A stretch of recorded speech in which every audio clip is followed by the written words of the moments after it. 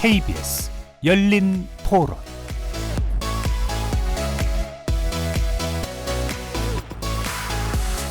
안녕하십니까. KBS 열린 토론 정준희입니다. 지금 대안을 찾기 어려울 정도로 지금 없네요.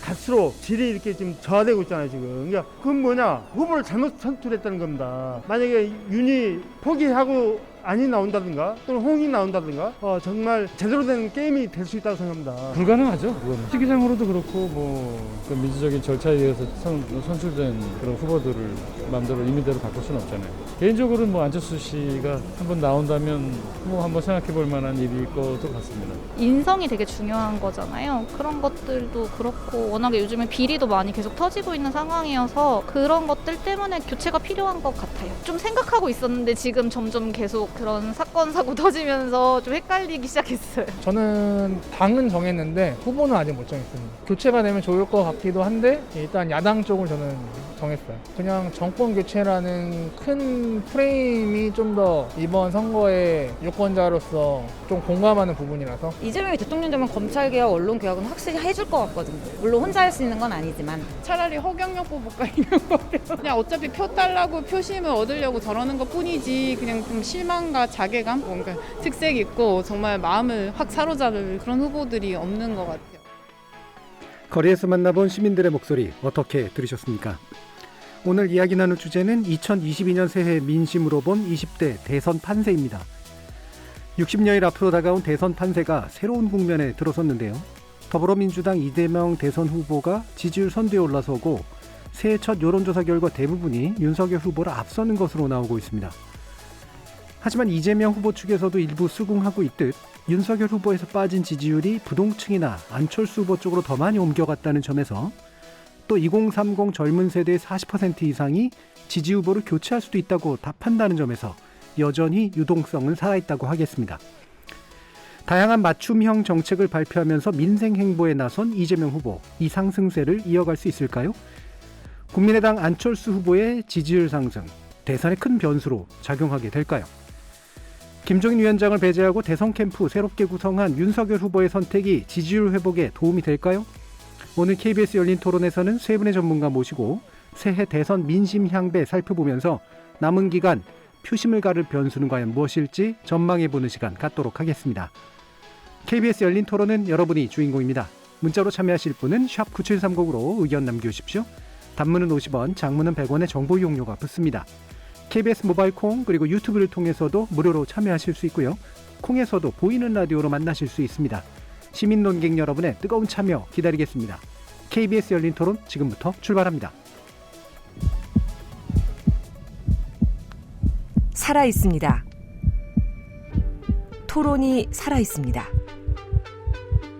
살아있는 토론, KBS 열린 토론. 토론은 라디오가 진짜입니다. 진짜 토론, KBS 열린 토론.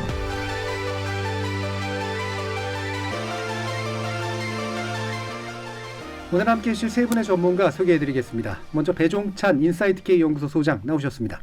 안녕하십니까. 자, 그리고 이택수 리얼미터 대표이사 함께 해주셨습니다. 네, 안녕하세요. 전민기 한국인사이트 연구소 팀장 자리하셨습니다. 네, 반갑습니다. 자, 지금 여론조사의 경향성 자체가 명확히 좀 보이고 있는 그런 상태는 분명한 것 같은데 이재명 더불어민주당 대선 후보가 일단 수위를 지키고 있는 그런 상태로 좀 많이 된 것 같습니다. 기본적으로 어떤 조사들에 관련해서 얘기를 해줄 수 있을지 배종찬 선생님께 먼저 좀 부탁드릴까요? 대체로 좀 추세로 말씀드려야 될 것 같아요. 예. 어떤 특정 조사 기관의 수치뿐만이 아니라 전반적인 흐름이 바뀌었다. 예. 그건 지난해까지만 하더라도 대체로 윤석열 후보가 오차 범위 내라도 앞서는 조사 결과들이 많았거든요. 근데 지난해 연말이 기점입니다. 그래서 새해 들어서 발표되고 쏟아지기 시작한 여론조사의 추세를 보면 이제는 판이 바뀌었어요. 이재명 후보가 오차 범위 내이든 바뀌든 앞서가는 조사 결과가 발표되고 있는 것이죠. 물론 원인은 여러 가지 이유가 제시되지만 무엇보다도 사람 리스크입니다. 예. 배우자 리스크로부터 김건희 씨 리스크로부터 출발을 해서 이준석 당대표와의 갈등 그리고 최종적으로는 김종인 전 위원장이 됐죠. 위원장과의 이 결별은 아직까지 포함은 안 됐지만 끊임없이 나오는 선대위 운영과의 갈등, 사람 리스크가 윤석열 후보 지지율에 가장 큰 타격을 준 걸로 보입니다. 예, 기본적으로 흐름이 명확히 보인다. 그리고 그 흐름은 연말부터 확실히 바뀌기 시작했다. 이런 말씀이신데요. 이게 이제 대부분의 여론조사 결과, 대략은 뭐 1,000명 정도 안팎의 여론조사이긴 합니다만, 네. 빅데이터는 또 이제 약간 수치를 그 다른 쪽에서 좀 가져오게 되니까요. 빅데이터에서도 대체로 그런 게 나타나는지 한번 좀 짚어주시죠. 일단은 이재명 후보 같은 경우가 이제 모든 후보 중에 언급량이 가장 많습니다. 가장 많이 이야기가 되고 있고요. 1년 동안 한 1,900만 건 정도, 그리고 최근 한 달에 한 200만 건 정도고, 그러니까 이게 어느 정도인지를 헷갈려 하시는데 1년에 이제 유재석 씨가 최근에 보니까 67만 건 정도니까 한 달에 유재석 씨 1년치 언급량 그냥 2배 이상 뛰어넘는 거고요. 그 긍부정 비율, 그러니까 감성어라고 해가지고 이 이재명이라는 키워드를 수식하는 뭐 형용사나 동사 같은 단어들인데, 그 보통 이제 정치인 하면은 30대 70으로 늘 부정 비율이 높습니다. 그렇죠. 그러니까 이제 지난 1년을 보면은 22대 74.9고 최근 한 달은 23.1대 72.9. 뭐 큰 차이는 없습니다만 부정 비율이 살짝 내려가 있는.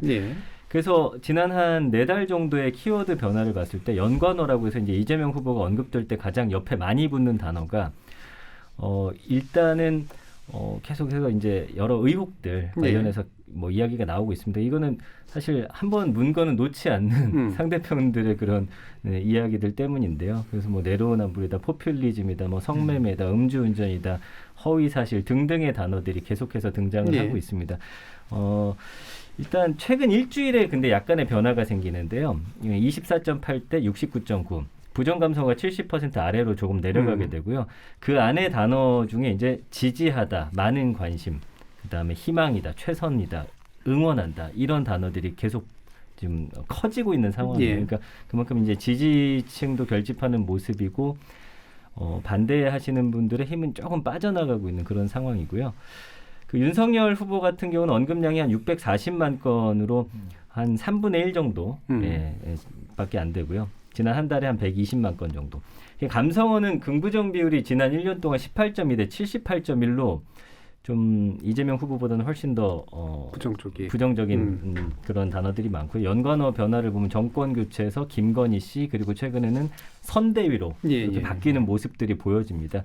그 지난 한 달은 20대 76.9 역시나 부정 비율이 높고요.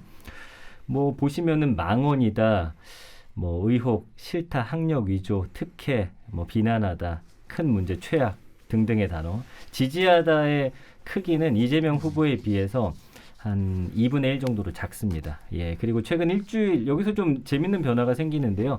36대 60.4로 오히려 부정 비율이 한 18% 정도 쭉 내려가게 돼요. 위기 상황에서 지지층들이 좀 결집한 모습들을 보여줍니다. 그래서 장점이 많다, 지지한다, 뭐 합리적이다, 뭐 누구보다 낫다 이런 단어들로서 좀 표현이 되고요. 역시나 망언이라든지 어떤 토론을 하지 않겠다는 데 대한 어떤 부정적인 목소리들이 최근에 많이 커지고 있는 상황이고요. 그 외에 늘 이제 정치인들에게 붙는 비판, 뭐 내로남불 등등의 단어는 계속해서 달려 있는 그런 상황입니다. 그 빅데이터 쪽은 이게 이제 약간 추세를 파악하는 데 있어서 이제 여론조사에 비해서 보면은 이제 날카로움이 약간 좀 적은 측면들은 좀 있긴 있는 것 같아요. 근데 대신 이게 왜 이런 부정성들이 보이는가? 그렇죠? 이런 데서 이제 그 연관된 키워드나 이런 것들 짐작해 볼 수 있는 게 확실히 좀 있는 것 같은데. 근데 제가 이제 오늘 가져온 자료 중에 그 3프로 TV라고 최근에 정책 관련해서 이야기 나눴잖아요. 제가 여기서 좀 놀라운 변화들을 좀 보게 되는데 늘 그 연관어라든지 감성어가 정치인하면 거의 똑같습니다. 근데 이 안에서 굉장히 다양한 키워드들이 등장을 하고 있고요. 긍부정 비율도 눈에 띄게 좀 다른 모습들을 보여주고 있어서 이거는 제가 이제 추후에 좀 뒷부분에서 좀 한번 소개를 해드리도록 하겠습니다. 포커스를 이렇게 또 맞춰보면 또 확실하게 보이는 그런 것들이 좀 아마 있는 것 같은데 그 부분 좀 뒤에서 들어보고요. 자, 리얼미터 조사는 또 적극적 투표층의 동향을 보기에 되게 좋은 측면들이 있는데 여기서도 보면 꽤 지금까지 하는 다른 양상들이 이제 보이는 것 같아요. 이택수 대표님께서 좀 말씀 주시죠. 네, YTN이 지난 3일, 4일 리얼미터에 의뢰해서 조사한 내용입니다. 조사 대상은 전 연령대가 아니라 20대와 30대, 물론 18, 19세도 포함된 MZ 세대라고 하는 세대만 조사를 했고요. 자세한 내용은 중앙선거여론조사 심의위원회 홈페이지를 참고하시면 되는데 구체적인 수치 말씀드리겠습니다. 2030 세대에서 이재명 후보가 33.4%의 지지를 얻었고요.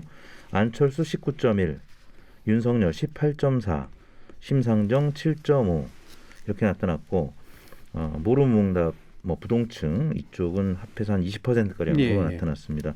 눈에 띄는 대목 안철수 후보와 윤석열 후보가 거의 팽팽했는데 오차 범위 내에서 안철수 후보가 0.7%포인트 높은 수치를 기록했다는 거. 이게 지금 전체 연령을 대상으로 한 조사에서 안철수 후보가 최근 10%를 넘는 조사들이 나오고 있죠. 그렇죠. 그리고 윤석열 후보는 한 20% 중반에서 30% 중반 정도. 그래서 2위를 달리고 있는데 MZ 세대에서는 지금 거의 동률로 붙거나 안철수 후보가 조금 앞서가는 이런 상황이 됐는데요. 조금 더 구체적으로 보면 20대하고 30대가 조금 입장이 달랐습니다. 20대 같은 경우는 안철수 후보가 23.6, 윤석열 후보가 15.1. 오차 범위 내긴 합니다만 왜냐하면 세부 이제 항목으로 들어가면 표지보차가 좀 더 커지기 때문에 15.1대 23.6으로 안철수 후보가 앞서고 있고요. 그다음에 30대 같은 경우는 반면에 윤석열 후보가 22.1, 안철수 후보가 14.0. 30대는 윤석열 후보가 아직 앞서고 있는 상황이고요. 물론 이제 각 그 분야별 1위는 다 이재명 후보가 지금 달리고 있는데 지금 안철수, 윤석열 후보만 지금 2위 싸움을 팽팽하고 있기 때문에 세부적으로 분석을 해드리고 있고요. 그다음에 5세 단위로 또 나눠봤는데요. 그 20대 전반, 20대 후반, 30대 전반, 30대 후반. 20대 전반에서는 이재명 후보가 26.1로 오차범위에서 이제 선두였고 그 다음에 안철수 23.7, 윤석열 후보는 거기에 많이 뒤처지는 11.3. 그래서 안철수 후보가 한 12%포인트 가량 앞서고요. 반면에 이제 위로 올라갈수록 그러니까 30대 후반의 경우에는 윤석열 후보가 21, 안철수 후보가 12.8. 여기는 또 2배 가까이 윤석열 후보가 좀 앞서고 있는. 특히 20대 남성들이 안철수 후보 쪽으로 많이 옮겨왔습니다. 윤석열 후보가 15.8인 반면에 안철수 후보는 31.1. 그러니까 그동안에 홍준표 후보를 지지했던 그리고 이준석 대표를 지지했던 그 계층들이 22대남이라고 일컬어진 20대 남성들이 많았는데 이분들이 안철수 후보 쪽으로 지금 많이 옮겨갔고 스윙 보터라고 할 수 있는 특히 20대층에서 안철수 후보로 지금 넘어간 이런 상황이 윤석열 캠프 입장에서 굉장히 조금 불안한 측면이고 이게 만약에 일주일, 2주일 계속 이어질 경우에는 고착화될 경우에는 지금 윤석열, 안철수 두 후보 간의 단일화 얘기가 나오고 또 후보 교체론 얘기가 나오고 있기 때문에 그래서 더 이상 이제 선대위 재구성 선대위를 김종인 위원장부터 이제 다시 교체하는 이런 판단을 더 이상 미룰 수가 없었던 것 같습니다. 그래서 지금 빨리 분위기를 바꾸고자 지금 이런 조치를 취한 것 같은데 과연 이 분위기가 바뀔 것인지 이 부분은 조금 더 지켜봐야 될 것 같습니다. 이게 이제 가장 유동성이 좀 높다고 판단이 되는 20, 30대를 이제 한번 묶어서 좀 더 구체적으로 조사해 보신 건데 확실히 그 안에 들어가면 20대로 갈수록 그다음에 그중에 남성일수록 즉 이준석 대표하고 홍준표 전 후보하고 연관이 돼 있었던 여기에 이제 확실히 이반 현상이 명확히 드러나고 주로 안철수 후보 쪽으로 빠지는 그런 모습이 나타나는 것 같은데 이 최근 이제 선대위 관련된 내용이 있으면서 빠질 만큼 다 빠졌다라는 표현을 이제 쓰셨잖아요. 국민의힘 쪽에서. 그리고 제가 볼 때 그 느낌의 뉘앙스는 그럼 뭐 어쩔 수 없고 이제 빠진 만큼 빠진 거니까 이제 더 이상 뭐 붙잡고 있는다고 해가지고 더 나아질 것도 아니기 때문에 이후에 그냥 후보가 잘할 일이다. 이런 정도로 지금 얘기가 되는 것 같아요. 어떻게 보세요? 그렇게 볼 수가 없는 것이죠. 그럼 사람 관련 리스크가 해결됐느냐? 그게 아닌 거죠. 그러니까 이미 지난해 11월부터 계속해서 사람 리스크가 지적이 됐거든요. 그러니까 대선 후보들이 왜 사람 리스크가 중요하냐면 결국 대선 후보가 견인하는 만들어내는 지지율은 세 가지로 구성이 됩니다. 이념, 사람, 정책이거든요. 그런데 이념은 보수, 진보 이미 나눠져 있잖아요. 다져지고 있잖아요. 견고하잖아요. 그럼 사람이 중요한데 이재명 후보도 사람 문제를 계속 해결하려고 노력을 하고 그 성과를 보는 것이거든요. 그런데 반면에 윤석열 후보는 치열한 프레임 전쟁 속에서 사람 문제가 해결이 안 되는 겁니다. 12월 초에 이준석 당대표와의 갈등이 가까스로 봉합이 됐습니다. 그러면 그게 대선 때까지 유지돼야 되죠. 그런데 배우자 김건희 씨 리스크도 해소가 안 됐잖아요. 그리고 김종인 전 위원장과의 별의 순간이 아니라 결별의 순간이 돼버립니다. 네. 이렇게 돼버리면 사람 문제가 잔뜩 더 쌓여 있는 상태거든요. 해결이 안 됐잖아요. 그런데 이제는 하락할 대로 하락됐고 반등만 남았다. 이게 아닌 거죠. 네. 이 사람 문제가 해결되지 않으면 정책으로 넘어가지 못합니다. 정책으로 넘어가지 못한다는 사실은 이번 대선에서 윤석열 후보가 제일 중요한 건 정권 교체 여론이거든요. 정권 교체 여론이 올라타지 못해요. 그러니까 윤석열 후보가 올라타야 되는 여론이 바로 정권 교체 여론에 올라타는 어부바 지지율이거든요. 네. 그걸 올라타지 못하는 거죠. 그러니까 배우자 리스크도 지금 몸도 안 좋고 요양까지 필요할지도 모르겠어요. 이러면은 결국 더 이상 이 배우자 김건희 씨에 대해서는 이야기하지 마라 이 이야기거든요. 네. 그런데 7분간의 해명만 가지고 해결이 됐나요? 해결이 안 됐거든요. 그러니까 두 가지만 말씀드리면 뭐냐면 윤석열 후보에게 정권 교체와 경쟁력 부각을 위해서 중요한 사람은 4명이에요. 김종인, 이준석, 홍준표, 안철수. 네. 누구랑 친하죠? 누구랑 아무도. 친하죠? 자, 이재명 후보에게 중요한 사람은 3사람입니다. 예. 문재인, 노무현, 김대중. 근데 김대중과의 연결고리가 약하거든요. 자, 그걸 어떻게 해소하고 있습니까? 거기서 이낙연은 빼셨네요. 아니, 이낙연 여기 핵심은 이거예요. 예. 이낙연 전 대표가 DJ 사람이잖아요. 예. 호남이잖아요. 예. 그래서 이낙연 전 대표와 김대중 컨벤션 센터에서 행사도 하고 호남으로 가잖아요. 예. 김대중과의 연결고리. 그러니까 이 대선 후보가 유력 대선 후보가 가장 중요한 이 대선 대결에 있어서 그 사람들과의 관계가 지금 연결되어 있느냐, 협력적이냐. 그런데 윤석열 후보는 그걸 못한 거죠. 네. 그런데 이게 해소가 되지 않고 지지율이 반등된다?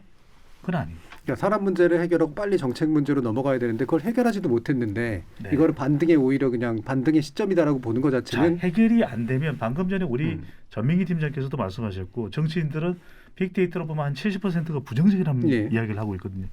자, 이 이택수 대표께서는 2030 세대 지지율이 중요하다는 말씀을 하셨거든요. 이번 대선은 MZ세대 여성 중도층이 중요한데 이들이 변화하지 않는 거죠. 이들이 반응하지 않는 거죠. 그러면 지지율은 요지부동입니다. 내려간 지지율은 올라갈 줄 모르는 거죠. 이게 이제 어떻게 하면은 이게 반전으로 이제 다시 불러올 수도 있고 오히려 더 빠질 수도 있고 아니면 그냥 그 말 그대로 바닥일 수도 있고 뭐 어떻게 보세요, 이택수 대표님께서? 지금 아까 말씀드린 전화 면접 조사의 경우에는 윤석열 후보가 이제 20% 중반까지 나왔고 자동응답 방식은 여전히 30% 중반까지 나오고 있는데 지난 4.7 재보궐선거 전에 그러니까 총선 패배 이후에 국민의힘 지지율이 많이 빠졌을 때는 20% 초중반까지 이제 빠졌는데 4.7 재보궐선거 이후에 이제 민주당을 앞서거니 뒤서거니 지금 하고 있거든요. 근데 윤석열 후보의 지지율이 지금 많이 빠진 곳이 20% 중반인데 더 이상 빠지기는 어려울 겁니다. 왜냐하면 아까 말씀드린 작년에 한참 안 좋을 때도 이 정도 지지. 그러니까 중도층이 한 40% 이상 확장이 됐을 때 보수나 진보 쪽은 좀 쪼그라들어서 한 20% 초중반까지 줄어드는데 더 이상 줄어들지는 않더라고요.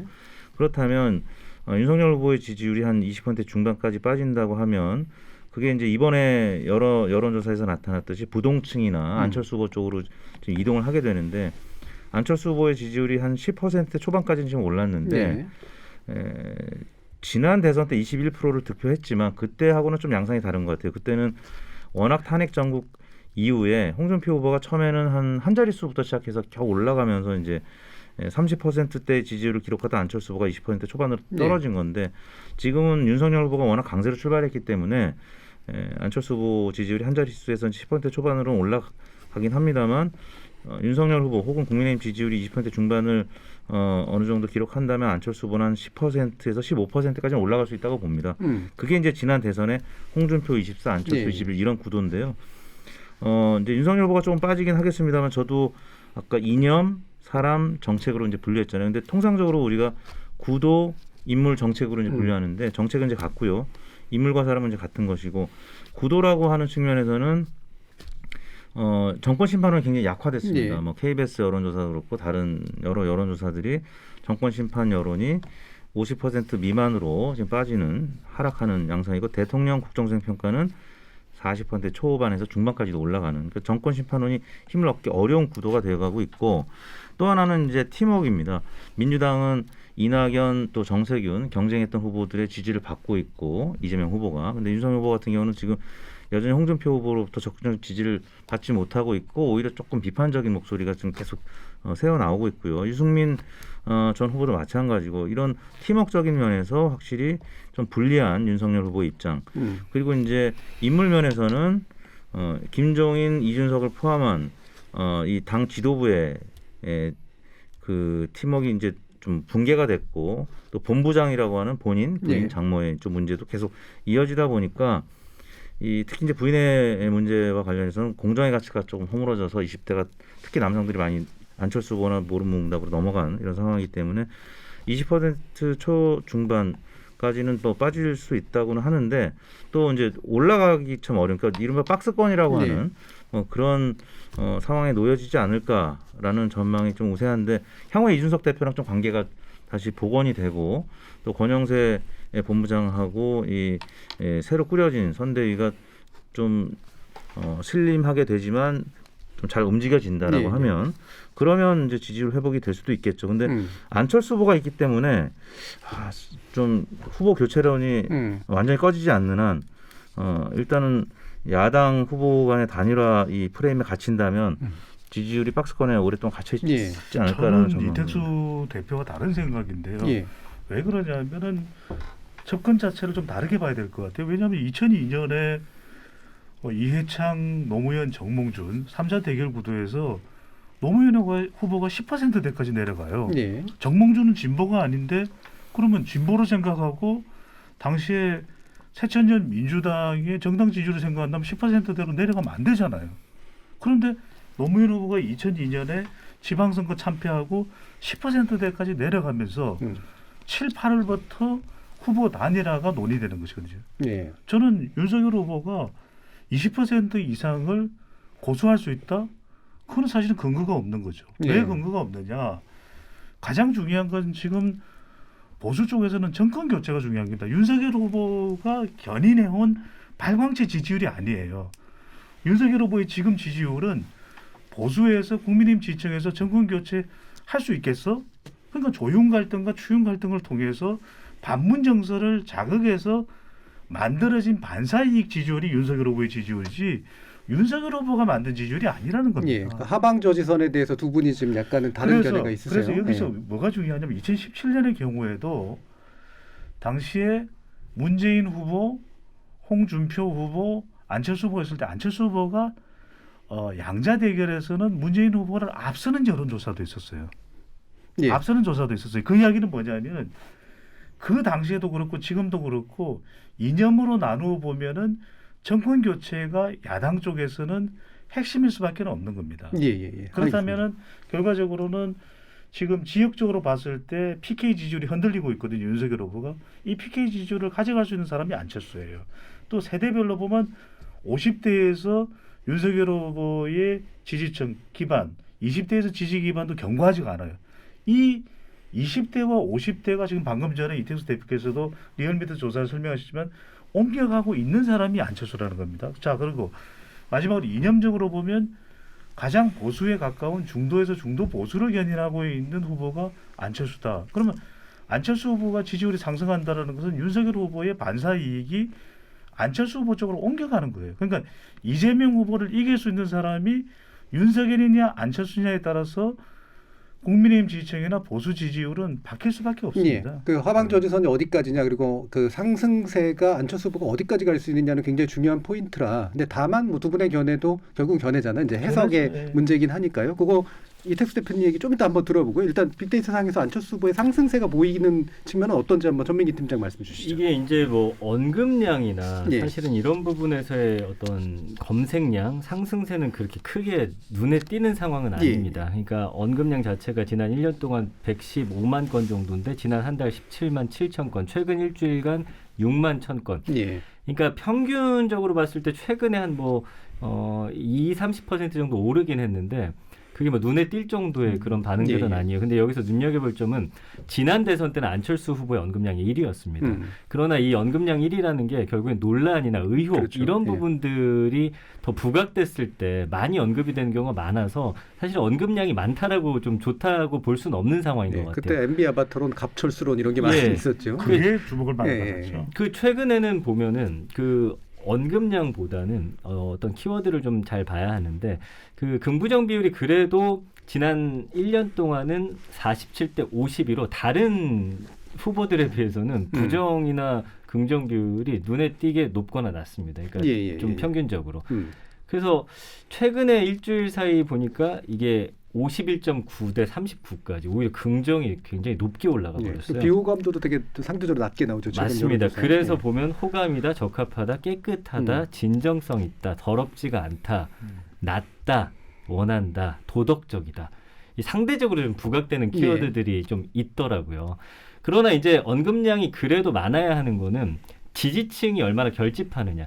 완전히 완벽하게 지지하는 지지세는 저는 좀 아직까지는 그게 이제 약하다라고 보여지는 거거든요.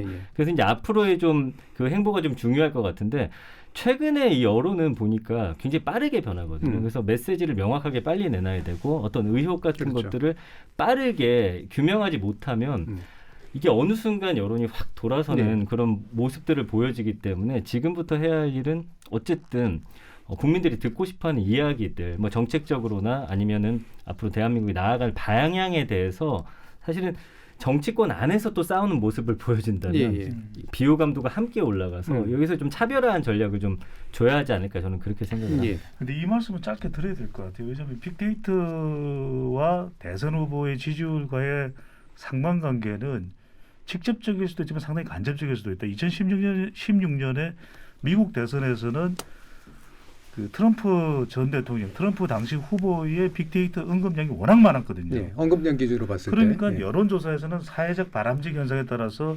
마초맨 같은 트럼프를 좋아할 리가 없죠. 그러니까 힐러리 클린턴이 계속 높게 나왔는데 결과적으로는 언급량이 많은 트럼프가 당선이 됐습니다. 근데 우리 선거는 좀 다른 게 지금 보면은 미국 선거, 우리 선거의 차이점, 미국은 민주당과 공화당이 다 양쪽 후보들이 견인해 가요. 근데 이번 대선을 가만히 보시면 국민의힘이 결국 국민의힘 진성 대선 후보를 못 만들어냈어요. 그러니까 외부에서 사실상 수혈이 된 거잖아요. 윤석열 전 검찰총장을 반문 정서를 통해서 지지층들이 결집하니까 선택을 한 겁니다. 불가피하게 반사이익이죠. 그러면 안철수 후보도 저는 반사이익이에요. 안 후보를 선택하게 되는 것도 빅데이터에서 견인되는 언급량이 많아서 이 안철수 후보가 만들어낸 지지율이 아니라 그럼 정권 교체를 그래도 가능하게 할 수 있는 사람이 누구냐? 결국 안 후보가 지지율이 올라가고 단일화가 진행된다면 선택받더라도 그거는 안 후보가 견인한 지지율이 아닙니다. 반사이익으로 선택되는 거예요. 그러니까 이번 대선에서는 정권 재창출을 해야 되는 이재명이냐 아니면 정권 교체를 해야 되는데 그 수단으로 윤석열이냐 안철수냐 이 싸움인 거죠. 네, 알겠습니다. 지금 후보의 언급량의 많고 적음이 실제로 지지율은 아니기 때문에 당연히 그 추세만 보여주는 거고 말씀처럼 이제 맥락상으로 이제 들여다보면 연관된 어떤 감성이라든가 이런 것들이 어떤 추세를 보이느냐 이런 게 이제 중요할 것 같은데요. 일단은 이제 안철수 후보에서 명확하게 빅데이터 상의 상승세가 나타나는 건 아닌데 다만 이제 거기에 대해서 보이는 비호감도 측면이나 호감도 측면에서는 유리한 입장에 있는 건 맞는 것 같다라고 보시면 아까 이제 안철수 후보의 상승세가 제한적일 것이다라고 이택수 대표님 좀 보셨기 때문에 그 부분 좀 더 말씀 주시죠. 저는 이준석 당대표와의 관계는 김종인 전 위원장과의 관계와는 좀 다르게 전개될 가능성이 있다. 왜냐하면 권영세 본부장과 이준석 당대표는 그래도 친분 있고 교감이 있습니다. 그리고 윤석열 후보 입장에서는 이준석 당대표마저 단절이 된다라고 하면 지금 아까 소개해드린 2030 세대의 여론이 이제 4050 그 이상으로 확대가 될 수가 있기 때문에 이준석 당대표는 조만간 권영세 본부장의 중간 조율로 당에 좀 적극적으로 복귀할 가능성이 있다. 이렇게 보여지고 있기 때문에 그리고 또 하나는 박근혜 전 대통령이 이제 이달 말이나 다음 달 초에 이제 병원에서 퇴원하면 아마 메시지를 이제 내거나 아니면 침묵하거나 둘 중에 하나일 텐데 박근혜 전 대통령의 메시지가 굉장히 중요할 것 같다라는 생각이 들어요. 그래서 제가 봤을 때는 이준석 당대표가 윤석열 후보랑 완전히 단절이 되고 박근혜 전 대통령이 지지하지 않는다는 좀 부정적인 메시지를 낸다면 안철수 후보의 지지율이 후보 교체론에 그 어떤 입각한 전략적 투표 유권자들의 그런 방향에 의해서 안철수 후보와 윤석열 후보의 지지율이 역전될 가능성도 충분히 있지만 저는 전제를 이준석 당대표와의 관계 호전 그리고 박근혜 전 대통령도 윤석열 후보한테 찬물을 끼얹는 그런 메시지가 나올 가능성보다는 그냥 침묵할 가능성 그런 부분을 고려했을 때 뭐 대략 오차 범위 내에서 윤석열 후보가 안철수 후보 그래도 어느 정도 소폭 앞서가는 그런 상황이 계속 연출될 가능성이 저는 있다고 보고요. 근데 만약에 이준석 당대표가 윤석열 후보랑 관계가 깨지고 이준석 당대표랑 안철수 후보랑 사이가 별로 안 좋잖아요. 근데 이준석 당대표마저 이제 나와서 이 안철수 대표의 견제 세력이 당내에서 없어지게 된다라고 하면 이준석 대표를 지지하는 세력들은 안철수 대표 쪽으로 더 급격히 옮겨갈 가능성이 있기 때문에 그러면 이제 배 소장의 의견대로 그렇게 갈 가능성이 있다고 보는데 저는 그 가능성보다는 이제 제가 아까 얘기했던 그럴 가능성이 더 뭔가 이제 국민의힘 내부에서 봉합력을 발휘할 그런 가능성이 좀 높은 것 같다. 워낙 지금 위기 상황이 이 말씀은 노출이 됐기 때문에 그거는 저 뒤에서 우리가 대선 추세를 다시 좀 짐작해야 되기 때문에. 그 추세가 아니라 제가 먼저 말씀드린 건 왜 뭐냐면 말씀하시려고 하는 거죠? 어떤 측면? 그러니까 이준석과 윤석열 후보 사이의 관계가 좋아질 것이다. 저는 이미 틀어졌잖아요. 이미 틀어졌고 국민의힘 내부에서는 사퇴 요구를 하고 있는 상황입니다. 심지어는 뭐 당대표 탄핵 이야기까지도 나오고 있는 상황에서 지금 윤석열 후보의 경쟁력이 돌아온다고 해서 보탬이 된다. 이미 정치적 영향력은 상당 부분 상실이 됐죠. 2030 세대를 뭐 다시 견인하고 회복한다 하더라도 국민의힘 지지층 내에서 이준석 대표에 대한 평판, 이준석 대표에 대한 영향력 이게 상실된 마당에 온다고 해서 윤석열 후보의 경쟁력에 활약이 될까? 그렇게 보기는 힘든 거죠. 그러면 이준석 대표는 어디로 가든 쓸모가 없다? 사실상 이제 이번 선거에서는 이준석 대표라고 하는 변수는 이 사라졌다? 선거전에서 사라진 상황이 된 거죠. 예, 알겠습니다. 이준석 대표가 좀 약간 마음이 아픈 그런 발언이 좀 나오긴 했습니다. 아니, 근데 객관적으로 말씀을 드려야 되니까요. 예, 알겠습니다. 자, 그 부분 제가 추세를 얘기한 게 이제 결국 이제 이후 변수에 관련된 판단들이니까요. 뒤에서 2부에서 좀 더 자세히 얘기 나누고요. 사실 요거 하나 좀 더 짚어야 될 것 같은데, 결국 1부에서는 과연 이 변곡점이 어디에서 시작돼서 어디까지 갈 것인가라고 하는 그런 측면일 텐데요. 그 추세 이야기하기 전까지의 어떤 측면이겠죠. 결국 아까 뭐 대부분 얘기는 해주셨습니다. 근데 이와 같은 이제 이재명 후보의 어떤 반등, 그다음에 윤석열 후보의 추락, 안철수 후보의 상승 같은 것들을 이제 한 달 전쯤으로 아마 되돌리면 대충 보이는 것 같긴 한데 실제로도 그렇게 보시는지 그 변수에 대해서 구체적으로 한번 말씀을 주시죠. 정민기 팀장부터 얘기 들어볼까요? 그러니까 그런 것 같습니다. 제가 보기에는 2030들은 확실히 좀 기존 세대하고 좀 많이 다르다라는 좀 말씀을 드려야 될 것 같아요. 그래도 윤석열 후보를 지지하던 상황에서는 저는 이준석 대표의 역할이 좀 컸다고 보거든요. 그러니까 이들이 판단하는 건 어차피 지지하는 정당이 아니라 그 사람이 하는 말이라든지 그 과거 행보를 좀 살펴보는 그런 경우가 많습니다. 그러니까 사실은 지금은 무슨 말을 하든 글을 남기든 인터넷상에 다 남아있기 때문에 그런 부분들을 일일이 좀 체크하는데 과거의 발언과 행동, 현재와 좀 다르다 이랬을 때 좀 많은 배신감을 좀 느끼는 세대인 것 같고요. 그 안철수 후보 같은 경우는 그래도 뭐 정책적으로 경제적으로 뭐 대한민국과 관련해서 뭐 많이 이슈는 안 됐지만 그 나아가고자 하는 방향을 좀 명확하게 짚어줬던 부분들이 이제 와서 좀 회자가 되는 부분들이 좀 있는 것 같아요.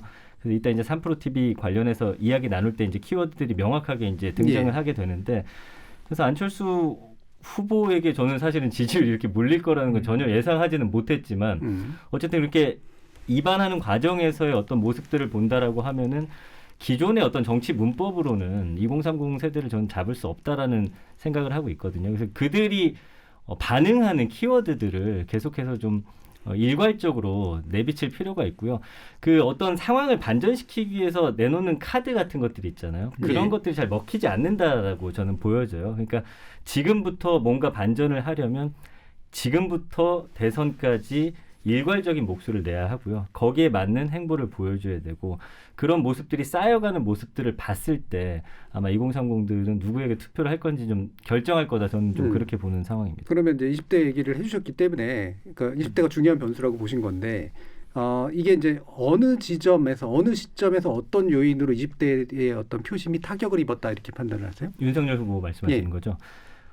그 부분에 대해서는 이제 뭐 내로남불이라는 글자가 계속해서 커지는 상황으로 봤을 때는 아무래도 과거에 이제 보여줬던 윤석열 후보의 어떤 모습들, 그러니까 그때 당시에는 이제 내 갈 길을 간다. 정권이 어떻게 되든 간에 그런 모습들이 일관성 있고 굉장히 멋있게 보여졌던 것 같아요. 그러나 이제 김건희 씨 의혹과 관련해서 사과도 나오지 않고 거기에 대한 어떤 해명의 태도라든가 명확한 모습들을 보여주지 않는 모습. 그리고 제가 이제 몇몇 커뮤니티에서 봤을 때 이준석 대표를 대하는 모습들. 그러니까 윤석열 후보 옆에 계신 뭐 다른 의원들도 그런 모습들이 있던 것 같아요. 좀 나이 어린 대표라는 그런 어떤 편견이 조금 어느 정도는 녹아 있지 않았나. 그래서 그 부분에 대한 나이라든지 뭐 어린 대표 이런 표현들이 나왔을 때 좀 강렬하게 반응하는 모습들을 좀 보여주고 있습니다. 그러니까 지금 부인인 이제 김건희 씨의 문제를 해명하고 풀어내는 과정에서 일단 크게 이반이 일어났고 그 과정에서 이제 이준석 대표 쪽하고 약간의 갈등이 생기면서 이준석 대표를 대하는 방식이 이제 어린 사람 대해야 되지 않은. 최근에 뭐 이준석 후보 대표 옆에 있는 뭐 예를 들면 다른 뭐 천하람 변호사나 젊은 정치인들이 있거든요. 그리고 이제 뭐 김성애 대변인 같은 경우 그 다른 당에서도 지지하는 글들이 상당히 많이 올라와요. 왜냐하면 어떤 사안에 대해서 명확하게 그것에 대해서 이야기를 하고 우리 당이라고 하더라도 잘못된 부분을 좀 짚는 인정하고 그런 부분에 대한 어떤 좀 뭐라고 해서 만족감은 좀 그렇지만 어쨌든 거기에 대한 어떤 믿음 같은 것들이 쌓여가는 모습이거든요. 그래서 이제 댓글 같은 거 분석해 보면 저는 뭐 같은 당은 아니지만 차라리 우리 당으로 왔으면 좋겠다라는 반응이라든지 뭔가 사과하거나 잘못됐다는 부분 지적했을 때 굉장한 그 지지를 보내는 모습들이 조금은 좀 달라진 모습이 아닌가 저는 생각합니다. 그게 또 이제 그 골수 지지층한테 또 해당 행위처럼 비치는 모습들이 맞아요, 맞습니다. 그렇죠? 묘한 효과들이 있는 것 같은데 이택수 대표께서는 어떤 부분을 더 강조해 주고 싶으세요? 그러니까 20대 이제 말씀을 드리면 공정의 가치가 사실 가장 큰 윤석열 후보 지지의 이유였는데 배우자의 이제 허위 이력 또 논문 표절 등등의 이유 때문에 조국 전 장관 그리고 정경심 전 교수를 다시 떠올리게 되는 그런 상황이 됐고, 그러니까 공정 때문에 지지했는데 지지의 이유가 굉장히 이제 느슨해지거나 완전 이완되는 그런 상황이 됐고, 또 신재 부위원장의 영입 이후에 20대 남성들이 특히 좀 배신감을 느끼는, 그러니까 이준석 대표를 지지했거나 아니면 이제 페미니즘에 좀 반하는 그런 20대 남성들이 신재 부위원장 영입 14일밖에는 이제 안 있었습니다만 굉장히 배신감을 좀 느꼈던 측면이 있는 것 같고요. 뭐 조수진 최고위원과 이준석 대표가는 이제 갈등 과정에서 나이 얘기가 이제 나왔고 방금 팀장님 얘기하셨던 것처럼 이제 많이 희석된 꼰대 정당의 이미지가 다시 복원이 되면서 지금은 확실하게 70대 유권자만 지지를 하고 나머지 세대는 다 돌아서는 그런 상황이 이제 된 점이 20대 유권자들이 이제 안철수 후보 혹은 옳은 무응답으로 무려 뭐 많게는 40% 가까이 이동한 그런 상황이 아닌가 싶습니다. 리스크죠. 결국 사람 리스크인데 20대 30대들은 명쾌한 걸 좋아하죠. 그래서 20대 30대들이 기성세대보다는 좀 더 명확한 표현, 명확한 대상 이런 데 더 심취하는 그런 이유일 수도 있어요. 그래서 우리가 MZ세대라고 이야기를 하지 않습니까? 다른 일종의 트렌드를 가지고 있는 세대이기 때문에 그러니까 30대는 공정이고 20대는 좀 더 기회 쪽에 더 감성적으로 연관이 되어 있거든요. 그렇다면 사람 리스크를 해명하는 것도 중요하지만 더 중요한 건 후보자의 태도입니다. 그것이 해명되지 않았을 때 과연 후보는 이 해명되지 않는 것에 대해서 어떤 태도와 더 노력을 기울이는가, 그것이 되지 않는 것에 대한 평가와 평판이 혹독해진 것이 20대와 30대의 지지율로 연결이 된 거죠. 30대는 20대보다는 그래도 이념적으로 보면 탈이념적이라고 해도 진보 성향이 조금 더 있거든요.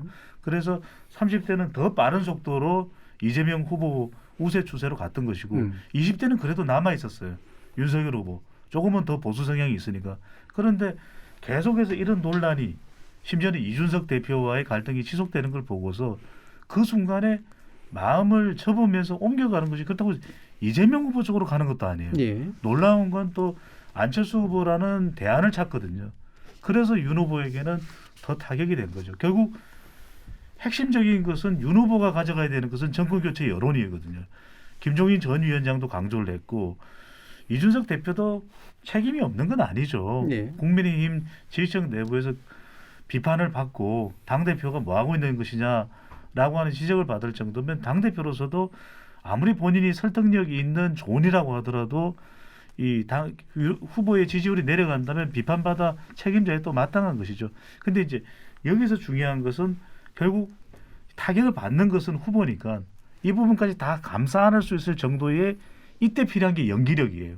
그 이야기를 한 것이 김종인 전 위원장의 연기력인데 그것조차 수용이 안 된 거죠. 알겠습니다. 자, 이런 식으로 이제 지적해 주신 문제들 아마 이제 2부에서 후보 교체 내지 단일화 변수가 될까? 그다음에 기타 또 어떤 것들이 또 새로운 변수로 떠오를까라는 쪽으로 추세에 대한 전망하는 이야기를 좀 나눠보도록 할 테고요. 1부는 이 정도에서 마무리 짓도록 하겠습니다. 여러분께서는 KBS 열린 토론과 함께하고 계십니다. 토론이 세상을 바꿀 수는 없습니다. 하지만 토론 없이 바꿀 수 있는 세상은 어디에도 없습니다.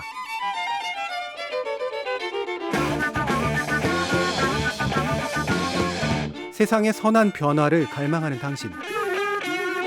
정답이 아니라 질문의 힘을 믿는 당신. 우리 KBS 열린 토론에서 만납시다.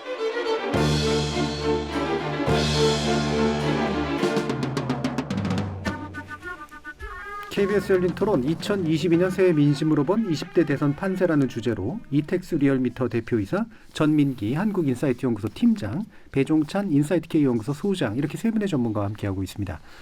자, 지금 이제 꽤 얼마 전부터 이제 후보 교체론에 관련된 얘기들이 나오고 요즘 여론조사에도 일부 반영이 되고요. 그다음에 그거하고 유사하지만 또 약간 맥은 다른 거 후보 단일화론 쪽이잖아요. 이제 막 아마 얘기가 좀 되는 것 같은데 실제로 가능할까? 근데 대신 사람들이 요구는 얼마나 클까? 어떻게들 파악하고 계신지 한번 일단 여론조사 측면에서 먼저 좀 볼까요? 먼저 배종찬 소장님부터 말씀 주시죠.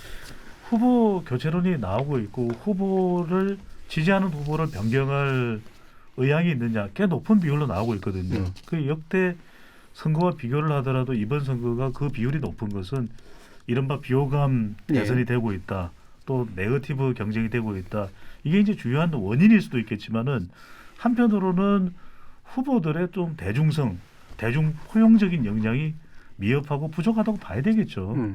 그러니까 더 정치력, 국회의원 경험까지 갖춘 경륜이 있는 대선 후보가 나오는 이전 선거였다면 이번 선거는 유력 후보 두 사람, 윤석열 후보나 이재명 후보 모두 국회의원 경험이 없어요. 그리고 후보나 후보 배우자 또 후보 가족과 관련된 자녀와 관련된 의혹들이 계속 부각되고 있거든요. 이러다 보니까 이번 대선에서 과연 누구를 찍어야 돼? 이런 상황이 초래되고 있는 것이거든요. 예. 근데 이런 상황 속에서 그래도 이재명 후보보다는 국민의힘 후보, 그러니까 윤석열 후보에 대한 교체 의향이 더 높게 나오고 있어요. 네네. 그런 이유가 기대만큼 부응하지 못한다. 우리가 올리브의 기대 불일치 이론을 보더라도 조금 비거덕하면 그래도 지지해야지. 정권 교체가 중요하니까. 이러다가 계속 그게 길어지고 심화되면 가중되면 이제 마음이 떠나거든요. 그런데 핵심적인 건 이거죠. 윤석열 후보를 교체할 수 있다? 홍준표 후보로 갈아치우는 게 가능할까? 힘들어요. 네. 만약 그런 상황이 온다면 정권 교체의 여론은 날아가 버리고 거의 국민의힘은 풍지박산이 나겠죠. 그래서 마지막 남아있는 카드는 뭐냐. 윤석열 후보 앞으로 경쟁력은 봐야 됩니다. 이택수 대표께서도 전망을 하셨듯이 반등할 가능성도 있는 것이니까. 네. 그렇다면 국민의힘에서는 다행이겠죠. 하지만 그렇지 못하다면 윤석열 후보가 중요한 것이 아니라 보수나 국민의힘 지지층은 정권 교체가 중요한 겁니다. 네. 그렇다면 어떤 후보라도 그것을 가능하게 해줄 후보 쪽으로 무게가 실릴 수밖에 없는 것이거든요. 그렇다면 남아있는 보수 진영의 카드는 단일하죠. 단일하죠. 예. 후보 교체론에 대한 요구는 있지만 현실성이 떨어지기 때문에 결국은 단일화론으로 이제 흘러갈 수밖에 없다. 라는 걸 텐데 뭐 그 부분 좀 더 뒤에서 살펴보도록 하고요. 이태수 대표님 어떠세요? 네, 후보 교체로는 홍준표 전 대표와 관계가 있는 거고요. 예. 후보 단일화는 안철수 후보와 관계가 있는 거죠. 여전히 홍준표 후보는 비판적 지지도 사실상 아니고 그냥 계속 비판적 비판을 하고 있습니다. 예, 그래서 이준석 당대표와 홍준표 전 대표는 윤석열 후보의 지지율에 최근 들어서는 긍정적 효과보다는 부정적 효과로 작용을 했고, 근데 아까 거듭 말씀드린 이준석 당대표하고 윤석열 후보 간의 관계가 호전이 된다라고 하면 예. 홍준표 전 대표가 이제 마냥 비판적 비판을 할 수는 없을 거고요. 왜냐하면 이번 대선에서 만약에 국민의힘이 집권을 못하면 이준석 당대표의 미래도 굉장히 어두워지는 거고 네. 홍준표 전 대표도 안철수 전 대표가 예전에 문재인 대통령과 단일화했다가 미국으로 선거 당일 그렇죠. 출국하고 뭐 여전히 회자가 되면서 좀 부정적인 평가들이 있는데 홍준표 전 대표도 마냥 비판적 비판을 지속할 가능성은 크진 않다고 봅니다. 물론 윤석열 후보가 적극적인 제스처를 취하고 지금까지 보여줬던 강성 이미지와는 별개로 좀 동정 여론에 좀 입각한 언더독 효과라고 하는 그래서 이준석 당대표가 코드가 잘 안 맞거나 홍준표 전 대표랑도 잘 안 맞더라도 다가가서 뭐 노크도 해보고 벨도 눌러보고 문자박대 당하더라도 이런 모습을 보이는 단계가 올 거라고 봅니다. 그래서 저는 후보 교체로는 점차 좀 사그라들 것 같고 현실 가능성도 없고 후보 단일화는 이제 KBS 여론조사도 이제 그저께 소개가 됐습니다. 후보 단일화 여론조사는 두 가지로 이루어지고 있는데 그냥 전체 유권자를 대상으로 하는 거기서는 안철수 후보가 조금 앞섭니다. 왜냐하면 이른바 역선택 민주당 층에서는 윤석열 후보를 더 비호감하고 있기 때문에 그런데 KBS 여론조사에서는 단일화에 찬성하는 사람들만 모았을 때 그건 국민의힘 지지층과 국민의 당 지지층 중심이기 때문에 역선택 가능성을 배제하고 봤을 때는 윤석열 후보가 또 단일화 지지도가 높거든요. 그래서 앞으로는 이 후보 단일화 관련된 여론조사들이 많이 나올 텐데 역선택 이슈가 굉장히 이제 부각이 될 겁니다. 민주당 지지층의 입장이 또 굉장히 중요할 거고 민주당 지지층에서는 당연히 지금까지는 안철수 후보를 좀 지지하는 경향성이 있었는데 안철수 후보가 너무 지지율이 높아지면 어떡하지? 이런 걱정들도 있어요. 민핵관들로부터 제가 직접 들은 민주당 핵심 관계자들. 그렇기 때문에 이 안철수 또 윤석열 후보의 이 단일화 과정에서는 여론조사 굉장히 큰 영향을 미칠 것이고 그 과정에서 역선택의 문제가 굉장히 화두가 될 가능성이 있다고 보고 이 부분은 아무튼 단일화가 될 거면 빨리 이루어져야 된다. 왜냐하면 후보 단일화가 너무 늦춰지면은 사실 단일화도 결국 경선 과정이랑 똑같기 때문에 후유증이 있거든요. 근데 후유증이 선거에 임박해서 있으면 사실 효과가 별로 없습니다. 그래서 하게 될 경우는 빨리 해야 되고 만약에 그게 지연되거나 안 될 경우에는 이재명 후보가 이번 대선을 가져갈 가능성이 굉장히 높아지는 거죠. 네. 이게 참 단일화가 또 이제 단일화 협상이 성사되려면 서로 이길 만한 가능성들이 좀 있어야 그 모호한 상태에서 뭔가 성사가 되잖아요. 혼자면은 질 것 같고, 근데 합치면 이길 것 같은데 그 중에 내가 이길 것 같고, 이럴 때가 성사가 되는 건데 그 비율은 어느 정도 좀 될 거라고 좀 예상을 하세요. 만약 그런 상황이 조성이 된다면? 그렇게 된다면은 근데 2002년의 경우는 좀 독특했어요. 왜냐하면 노무현 후보가 정몽준 후보보다도 지지율이 안 나오는 상황에서 다 내려놓는 거예요. 그렇죠. 그러니까 후단협 후보 단일화 협의를 하는 데 있어서도 노무현 후보가 그런 이야기를 하는 거예요. 다 내려놔라. 우리 다 준다고 해라. 다 가능하다고 해라. 근데 그럴 때 단일화 협상을 통해서 여론조사가 실시되고 노무현 후보가 됐는데 근데 10%대 지지율이 됐거든요. 근데 이번의 경우에도 저는 윤석열 후보도 안철수 후보도 지금의 상태로 3자 대결 구도에서는 이재명 후보를 못 이기는 상태. 그 수준은 어떤 상태냐면 윤석열 후보의 지지율이 20%에 가까울 때 안철수 후보의 지지율이 또 20%에 가까울 때 그러면 윤석열 후보가 22% 안철수 후보가 18%면 단일화를 안 할 수가 없거든요. 왜냐하면 단일화 안 하면 이번 대선은 보남 안 하니까 그럴 때 두 후보는 단일화를 할 수밖에 없는 거죠. 그 정도 상황이 아마 오면 대신 또 이제 윤 후보 측에서 이제 상당히 전향적인 자세를 보여야 아마 가능할 거다 이렇게 짐작을 하고 계신데요. 그 빅데이터상으로 이제 단일화 언급이 이제 뭐 지난 한 달 동안 한 2만 건이니까 많지는 않습니다. 근데 아마 이제 단일화 이야기 언론에서 나오기 시작하면 아마 폭발적으로 증가할 것 같고요. 긍부정 비율이 49대 48이에요. 그러니까 뭐 팽팽하게 맞서고 있습니다. 그래서 적합하다, 지지한다. 진정성 있게 해야 된다. 하는 게 낫다. 적합하고 소통을 해야 된다. 적극적으로 해야 된다. 반면에 부정적이다. 반대한다. 좋지 않다. 배신이다. 적폐다. 이런 단어들이 보여지거든요. 아까 이제 이택수 대표님 말씀해 주셨는데 단일화가 좀 짧아야 된다고 봅니다. 지금 안철수 후보 같은 경우는 아까 긍부정비를 보셨겠지만 단일화 과정 길어지면서 또다시 지지분열하고 서로 공격하는 모습들 보여진다라고 하면은 결국엔 마이너스가 될 것 같고요. 그 지지율이 뭐 합쳐져서 그게 그냥 저는 나올 거라고 생각 안 하기 때문에 지금 단일화에 대해서 부정적으로 생각하는 분들도 있어서 어쨌든 빠르게 해야 되고 그 이후에 또 행보가 좋아야 되는데 그래서 뭐 예상해 본 건데 지금까지 단일화를 봐왔을 때 그랬던 경우는 없기 때문에 뭐 쉽지 않을 것 같습니다. 단일화 가능성과 관련해서 첨언을 좀 하자면 지금 여론조사상에서 이재명 후보는 지난 대선에 문재인 후보가 득표했던 41%에 거의 근접해 가고 있고 그렇죠. 그리고 윤 후보와 안 후보 두 후보의 합은 대략 40%에서 45%포인트까지 나오고 있거든요.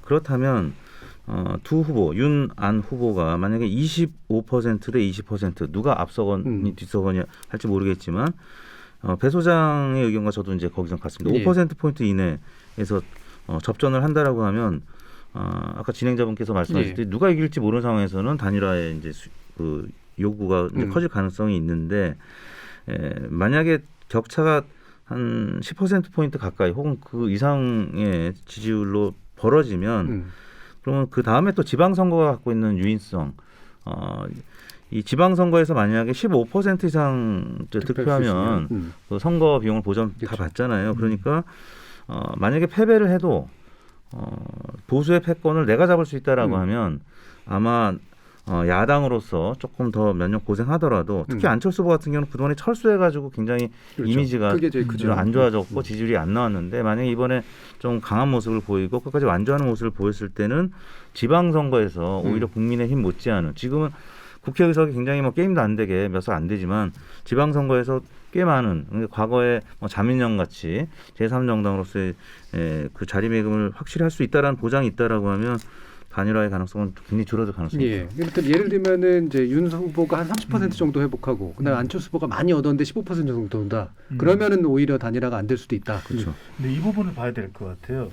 안철수 후보가 완주했을 때 지방선거에서의 정치적인 영향력 이 부분을 기대하면서 완주를 한다라는 것은 걸맞지가 않을 거예요. 왜냐하면 안철수 후보가 지지율이 올라가는 건 윤 후보의 지지율이 빠지고 안 후보의 지지율이 올라가는 것은 그건 뭐냐면 결국 정권 교체 여론에 누군가는 업혀야 되기 때문에 그 반사이익이에요. 그러니까 안철수 후보가 본인 스스로의 견인된 지지율 발광체로 20에서 25%면 이건 완주의 의미가 있겠죠. 그러니까 2012년을 보자고 2012년에 안철수 후보가 얻어갔던 25% 내외 많을 때는 30%가 넘는 지지율은 안 후보가 견인하던 지지율이죠. 이른바 안철수 효과가 있었잖아요. 무릎팍 도사 효과가 있었잖아요. 청춘 콘서트 효과가 있었잖아요. 그때의 지지율과 지금 안철수 후보의 지지율은 정권교체 여론의 반사이익을 얻는 거예요. 윤 후보가 꺼졌을 때 올라가는. 그러니까 이거는 지방선거 때까지 유지되는 게 아니에요. 그런데 뭐가 재밌냐면 이택수 대표께서 홍준표 의원 이야기를 했잖아요. 지금 홍준표 의원이 홍준표 후보로 교체되기는 쉽지 않습니다. 하지만 윤석열 후보는 마땅하지 않거든요. 또 이준석 대표에 대해서는 홍준표 의원이 우호적이에요. 그런데 홍준표 의원이 안철수 후보에게도 우호적이에요. 그러면 안철수 후보가 단일화가 될 때 오히려 힘을 실어줄 수 있는 사람, 안철수 후보가 단일 후보가 되는 경우입니다. 그리고 국민의힘에 입당할 때 힘을 실어줄 수 있는 사람도 홍준표 의원이 될 수 있는 거죠. 그렇다면 선거 결과와는 별도로 선거 이후에 대선 이후에 당의 중심 세력으로 등장할 수 있는 사람은 홍준표 의원이에요. 그러니까 본인으로서는 단일화가 누가 되느냐에 따라 당권을 질 수도 있기 때문에 상당히 구미가 당기는 매력적인 것이 단일화이기 때문에 홍준표 의원까지도 상당히 적극적일 수가 있는 것이죠. 이제 이게 안철수 그 후보가 자기는 그 객관적으로 보면 반사체에 의해서 표를 얻고 있는 건데 스스로는 자기가 발광체라서 얻는다고 생각할 수도 있죠. 자신의 이야기인 거고요. 그러니까 그렇게 생각할 수도 있고 왜냐하면 이제 그 스타일 자체가 제가 얼마 전에 토론을 해보면 완주 의사가 굉장히 강하거든요. 그리고 어떻게든 지선 이후까지 나는 의미 있는 세력으로 살아남겠다라고 하는 그런 태도가 굉장히 많이 보이는데 그건 안 대표가 예. 안 후보가 마라토너예요. 그러니까 완조 의사가 있는데 마라토너들은 왜냐하면 42.195를 완성하는 게 참 중요한데 예. 이 대선이라고 하는 정치적 이벤트는 마라톤과는 다릅니다. 또 안철수 후보를 둘러싼 그 세력이 숫자는 적어도 굉장히 강도는 높거든요. 그들이 과연 안 후보에게 뭘 요구하느냐 이것도 중요한 거죠. 네, 알겠습니다. 근데 저는 반사체가 이제 발광체도 일부 될 수 있다. 왜냐면 홍준표 후보가 지난 대선 때는 굉장히 비호감도가 높고 사실 이번 대선에 큰 영향을 못 미칠 거라고 생각했는데 윤석열 후보와 대비되면서 홍준표 후보가 20, 30대 지지를 이렇게 많이 받을 거라고는 아무도 생각 못했는데 지금 많이 받고 있거든요. 저는 안철수 후보도 사실 안철수 후보는 리얼미터를 굉장히 비판했던 이제 대선 후보 중에 한 분인데. 후보도요? 예, 지난 대선 때 홍준표 의원도 리얼미터를 한때 비판했었잖아요. 근데 홍준표 후보는 심지어 다른 조사기는 없애겠다는 했는데 리얼미터에 대해서 우호적인 편입니다. 근데 이제 아무튼 안철수 후보 같은 경우도 홍준표 후보와 마찬가지로 이번 대선을 거치면서 저는 20, 30대 이제 팬덤이 어느 정도 구축이 될 수 있다. 특히 20대는 안철수 후보에 대한 부정적인 이미지가 그렇게 많지가 않아요. 그런 때문에, 기세가 좀 있겠죠. 네, 왜냐하면 30대는 이제 지난 선거를 몇 번 봐왔기 때문에 20대들은 사실 안철수 후보의 과거 이력을 잘 모른단 말이죠. 그런 과정에서 과거와는 다른 모습을 보이게 될 경우 그리고 홍준표 후보를 지지했던 계층들이 안철수 후보 쪽으로 지금 가고 있는데 이거를 발광체로서 자신의 입지를 뭔가 보여줄 수 있는 정책이라든지 비전을 보여준다라고 하면 저는 발광체로서 어느 정도 흡수할 수 있다. 이렇게 생각을 합니다. 그런 측면들이 좀 보이는 게 이제 주식백과에 출연한 이후에 20대들이 평가하는 방식들 보면 야 그래도 IT 전문가라서 좀 그렇죠. 게임에 대해서 안 해, 제대로 안 해, 뭐 이런 식의 평가들 나오고 그런 게 좀 있어요. 그 홍준표 의원 같은 경우는 저는 그 지난번에 했던 발언들이 이제 와서 회자되는 것들이 있습니다. 20대들이 지나고 보니 홍준표 의원의 말이 맞더라. 그러니까 지금 현 상황에서 표를 얻는 것도 중요한데 이제는 제가 아까 말씀드렸잖아요. 이 지나고 나서 과거의 발언도 이제 들춰본다고 했잖아요. 그러니까 사실은 미래 세대를 위한 정말 그 소신 있는 발언을 해두면 나중에 정치 활동을 하는데 그렇죠. 일종의 기록이 되죠. 도움을 받을 수 있다라는 생각이 듭니다. 그리고 또 그걸 뒤져서 예전에 이랬는데 요즘은 달라 이런 또 비판도 하기도 하고 그래서 이게 많은 20대들이 한때 또 홍준표 전 후보에게 굉장히 열광했었잖아요. 그래서 저도 홍준표 의원 하면 어떤 기억이 떠오르냐면 한 20년 전에 국회에서 홍준표 의원이 강연할 때 그랬어요. 그러니까 파격적인 거예요. 그러니까 20, 30대가 열광하는 이유는 파격적이고 전격적인 격격. 그러니까 격해지는 거죠. 호응하는 거죠. 그러니까 20년 전에 강연할 때 그런 적이 아이고 반값 아파트 해야 돼요. 반값 등록금 해야 돼요. 그럼 반값이라는 거에 20, 30대 눈이 동그랗게 커지는 거죠. 그러니까 그런 효과가 홍준표 의원은 있는데 그런 면에서는 또 견인하는 지지층이 있는데 당원한테는 그다지 지지를 많이 못 받았잖아요. 그러니까 중요한 거는 또 핵심 당원, 자기 지지층한테 지지를 받는 것이 중요하니까 그런 계기가 윤석열 후보가 대선에서 어떤 결과가 오느냐에 따라서 홍준표 의원이 더 부각될 수 있겠죠. 홍준표 의원 그 써놓은 것들 보면 요즘 연기론 많이 나옵니다만 이게 연기라면 기가 막히게 연기를 잘하고 있는 거고 아니면 사람이 바뀐 거거나 하여튼 그 되게 정서를 잘 찝는 그런 발언들을 많이 하거든요. 그거는 뭔가 연구도 돼 있고 공감도 잘하고 있다는 얘기인데 실제로 그러면 20대나 젊은 층들이 어떤 키워드랑 공감의 어떤 키워드를 가지고 얘기를 하는지 한번 좀 팀장님께서 말씀 주시죠. 최근에 이제 20대, 30대 관련해서 이제 대선 함께 언급한 그 키워드들을 분석해 봤을 때 일단은 청년 정책이 있고요. 공정, 경제.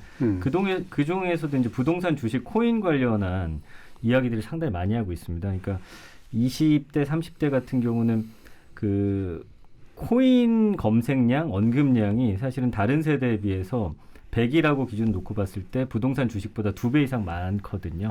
그리고 이제 40, 10대 같은 건 주식 관련한 이야기들 많이 하고 있고 50대 이상 이제 부동산 이야기인데 그래서 관련한 정책들을 좀 세세하게 좀 내놓는 것이 중요할 것 같고요. 그 외에 이제 이 부분은 좀 많이 이야기가 안 나오는데 기후 위기에도 굉장히 관심이 많더라고요. 그래서 20대 관련해서는 앞으로 이 기후 위기를 어떻게 극복해 갈 것이냐, 뭐 환경 정책과 관련된 이야기들도 좀 많이 내놔야 할 것 같아요. 그래서 공정, 경제, 기후 위기 이 세 가지 키워드 정도가 20대, 30대 마음을 잡을 수 있는 키워드가 아닌가 싶습니다. 그래서 이런 키워드에 이제 반응을 하면서 또 즉각적으로 빨리 좋게 반응을 해야 이게 뭔가 움직이는 거죠. 예, 어설프게 반응하면 안 되죠. 정확하게. 정확하게 반응을 해야. 전민기 팀장 그 빅데이터 잘 또 분석을 해주시는데 이게 눈여겨봐야 되는 부분이 과연 20대가 특히 아주 큰 걸 요구할까? 20대들에게 청년 주택, 청년 아파트 250만 호 제공했다. 이건 또 일자리를 200만 개 만들겠다, 300만 개 만들겠다. 저 오히려 관심이 없는 것 같아요. 결국 감흥이 없는 것이 학습효과에 의해서 이전에 숱한 대선 후보들이 숱한 공약을 내밀었지만 안 지켜지는 경우가 많았거든요. 그러니까 오히려 더 손에 잡히는 정말 힘들어하는데 이거 하나라도 지어주면 20대 남성 또 30대 여성들은 상당한 만족감이 배가 될 수 있다. 그게 오히려 호응도가 높다는 거죠. 그러니까 손에 안 잡히는 것보다는 오히려 실질적으로 손에 잡히는 너무 무거운 것보다는 차라리 가볍지만 우리가 정말 필요로 했던 것인데 이렇게 공감할 수 있는 것이 더 반응이 즉각적으로 긍정적으로 오게 되는 거죠. 뭐 그런 예가 이제 앞으로 어떻게 나타날지 모르겠습니다만 탈모약 건보 재정 지원 이게 모르시는 분들은 웃지만 관련된 약 1,000만의 탈모인구와 난리예요. 잠재적으로 탈모에 빠질 수 있는 20대 남성들의 반응 보이니 꽤 있거든요. 그래서 큰 담론보다는 좀 세세하게 이야기할 때 좀 반응 많이 하는 것 같아요. 그 부분에 대해서 이재명 후보가 좀 가장 잘하고 있지 않나 싶습니다. 그러니까 유행어가 생기는 거 아닌가? 모발. 제가 여담입니다만 제 이제 나이가 올해 54인데 안 믿겨요. 이제 제 친구 중에 이제 탈모가 많이 이제 진행된 친구들이 있지 않겠습니까? 그런데 제가 저녁을 보면서 한 친구가 얘기하기를 자기가 한 1억 2억 썼을 때 이 탈모가 해결이 될 수 있다라고 하면 그 돈도 아깝지 않다라는 거예요. 인력을 충분히 지불할. 근데 탈모약이 지금 뚜렷하게 없기 때문에 그래서 탈모 스트레스가 굉장히 크다라는 점을 이제 얘기했는데 좀 웃기는 얘기지만 이제 스크린 골프에 갔는데 스크린 골프가 이제 어두운 환경에서 공을 이제 센서가 인식해서 그 공의 움직임을 이제 보고 이 스크린에 구현시키는 건데 이 어두운 조명에서 공과 머리가 구별을 못해서 구별이 안 돼가지고 결국에는 이 친구가 몇 번 이제 미스샷을 했어요. 그러니까 이게 탈모인들이 받는 스트레스 굉장히 크거든요. 근데 저도 몰랐는데 1,000만? 엄청난 인구가 그렇게 됐다고 하니까 이거 회자가 되는 것만으로도 이재명 후보한테 굉장히 도움이 되는 이슈인 거죠. 저는 이 말씀 드리고 싶은 게 반려동물 인구가 뭐 1,000만, 1,500만 그러는데 어떤 후보의 공약이 아주 거대한 공약도 아닌데 이렇게 화제를 모은다는 것은 정작 국민들이 원하는 것은 손에 잡히는 눈앞에 보이는 그 공약을 더 원하는 거죠. 모발 이게 유행어가 되는 이유는 저는 20대 30대 못 잡을 수도 있습니다. 아직까지도 부동층이 많거든요. 그래서 오히려 진보와 보수가 나누어지는 분수령이 되는 리얼미터 조사 결과를 보더라도 이념적으로 그렇게 50대에서 지금 모발 관련된 호응도가 상당히 높다. 그 이야기는 저는 다시 우리 이야기인 20대로 돌아가서 오히려 뭐 아파트를 지어준다. 그 아파트 당장 살 수 있을까요? 얼마 전에 한 20대가 이런 이야기를 하더라고요. 그러니까 아버지 또는 삼촌, 이모, 고모 세대보다는 양손잡이나 왼손잡이가 많아졌답니다. 그러면은 지금 우리 학습 교재나 학습 교구는 상당히 오른손잡이 위주거든요. 예전에는 왼손을 못 쓰도록 왼손 쓰는 사람을 때리기까지 했어요. 그런 경우도 있었을 정도인데 오히려 이게 왜 양손잡이도 있고 왼손잡이도 있는데 왼손을 쓰는 사람들을 위한 그런 환경을 더 개선하겠습니다. 이것만 해도 귀에 와닿아요. 솔깃해지거든요. 학교에서 책상도 왼손잡이들이 시험을 볼 때 대학에서 그 대학생용 책상 상당히 불편하거든요. 책걸상 1층으로 되는 그런 것만 변해도 저는 솔깃할 것 같은데. 그러니까 이런 게 이제 되게 그냥 우스워 보일 수도 있지만 당사자들한테 굉장히 필요하고 공감이 되고 현실적으로 실현 가능하고 내 삶이 바뀌는 이런 식의 요소들을 분명히 가지고 있잖아요. 자, 그래서 이런 게 기존에 보면은 왜 지역이나 뭐 정부에 대한 어떤 태도나 뭐 물론 이런 건 세대 이슈이긴 합니다만 이런 좀 큼지막한 인구 통계학적 변수들이 대선에서 중요한 어떤 고려 요인이었는데 뭐 여전히 중요하긴 하겠지만 이것과는 또 약간 다른 구도들이 좀 펼쳐지고 있는 것 같아서 이후에 어떤 변수들이 이런 지지율 변동이라든가 결국 결과의 변동에 영향을 미칠 거라고 좀 나름대로 판단을 하시는지 한번 마무리 지면서 한번 얘기들을 좀 나눠보도록 하겠습니다. 전 팀장님은 어떠세요? 저는 이제 아까 하려던 얘기를 못해서 그 3프로TV 이야기를 좀 하려고 합니다. 그 대선 후보 대담이 지금 1000만 뷰를 넘겼어요. 그래서 네거티브를 좀 접고 정책 선거를 바라는 좀 목소리가 많은 것 같아요. 이재명 후보가 이제 600만에 있었고 댓글이 무려 6만 4천 개가 달렸고요. 윤석열 후보 310만에 넘겼고 어제 기준입니다. 댓글이 6만 5천 개. 안철수 후보가 이제 일주일 있다 올렸는데 120만 회가 조회가 됐어요. 그래서 댓글 2만 5천 개. 그러면서 이제 경제 관련 발언들이 좀 이슈가 많이 됐고 심상정 후보는 43만 회, 댓글 3,800개. 그러니까 요 조회수만 보더라도 이제 관심도가 어느 정도 드러나는 것 같고요. 그 댓글이나 이런 데서 가장 많이 언급된 키워드들 보면 정책, 자질, 미래, 아이들, 교육 이런 키워드들이 가장 많이 언급이 됐거든요. 그러니까 결국엔 유권자들이 원하는 게 뭔지가 저는 여기서 드러나는 것 같고 대신 이제 유권자들도 아마 이런 정책에 대해서 세세하게 살펴봤던 대선이 아마 없을 거예요. 그동안. 네, 그렇죠. 그래서 이제 이 전체 맥락을 읽는 어떤 유권자들의 노력이 필요할 것이고 여기서 했던 발언들을 과연 이 후보들이 추후에 얼마나 지켜내는지가 아마 그 이후에 어떤 정치나 대선을 또 변화시키는 그런 모습들이 되지 않을까 저는 좀 그렇게 예상을 해봅니다. 3프로TV를 통해서 표출된 구체적인 어떤 관심 그리고 그거를 집행할 수 있는 능력, 약속하는 걸 지키는 능력 이런 것들에 대한 이야기를 또 해주셨고요. 이택수 대표님은 어떤 부분 또 관심 있게 좀 지켜보는 게 필요할지. 아까 그 이제 모바일 뭐 그런 이슈처럼 과거에는 이제 정치가 우리의 삶을 그다지 뭐 크게 바꿔줄 것인가 기대가 없었는데 이제는 그런 소확행적인 그런 이슈들이 많이 발굴이 돼서 우리한테 당장 도움이 될 수 있는 정책 입안을 해줄 수 있는 정당 또 후보를 뽑아 가는 이런 상황이 되는 것 같아서 과거에 지역 감정에 기반한 혹은 뭐 세대 간의 이런 갈등을 유발시키는 이런 정쟁은 점차 사라질 것 같고요. 좀 발전적인 그런 정책 이슈들로 선거가 진행이 되는 굉장히 좀 선진화되는 그런 과정이 이번 대선에서 남은 기간 동안에 있지 않을까 이런 기대를 가져보고요.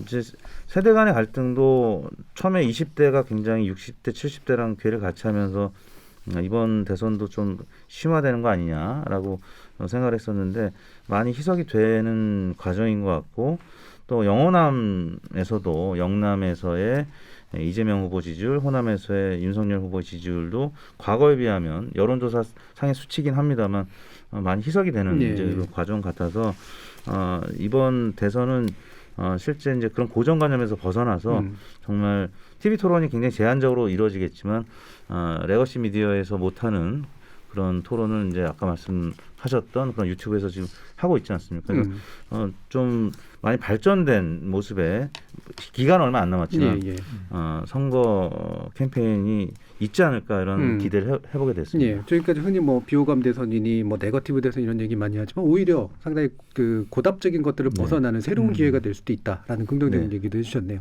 배종찬 선생님. 이번 선거는 이익 선거의 원년이라고 봅니다.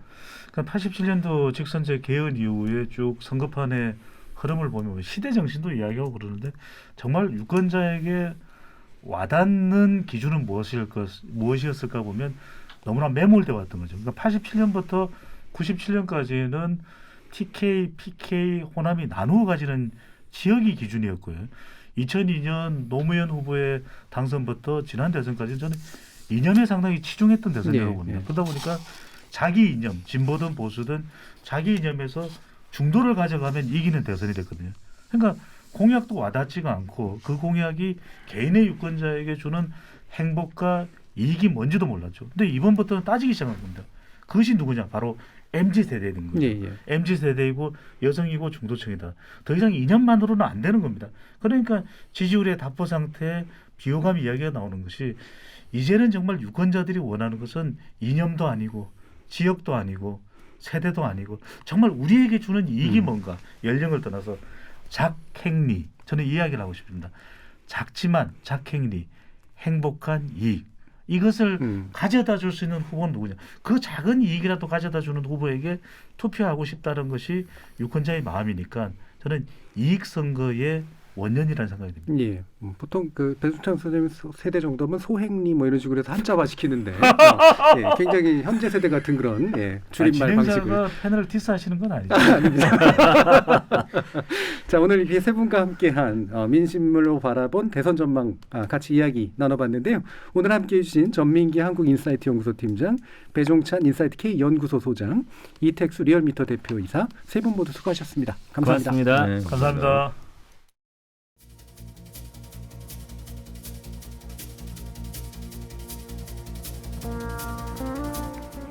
제 아무리 여론조사 무용론이나 회의론이 때로 나온다고 해도 여론조사 결과를 무시할 수 있는 정치인은 없을 겁니다. 이렇게 숫자로 민심을 가늠하는 게 일상이 되다 보니 어느덧 여론조사는 우리 정치의 중심을 차지하게 됐죠. 그리고 지난 한 달간 우리는 숫자로 표현된 민심의 극적인 변동을 보고 있습니다. 그 숫자를 통해 좀 더 겸허하게 민심에 대면하고 더 많은 공감과 교감을 시도하는 건 바람직하지만 변수 몇 가지 움직여서 결과를 바꿀 수 있다고 믿는 선거공학과 선거꾼들이 판을 치게 만든다면 그건 더 큰 불행이 아닐 수 없겠죠. 참여해주신 시민논객 여러분 감사합니다. 지금까지 KBS 열린 토론 정준이었습니다.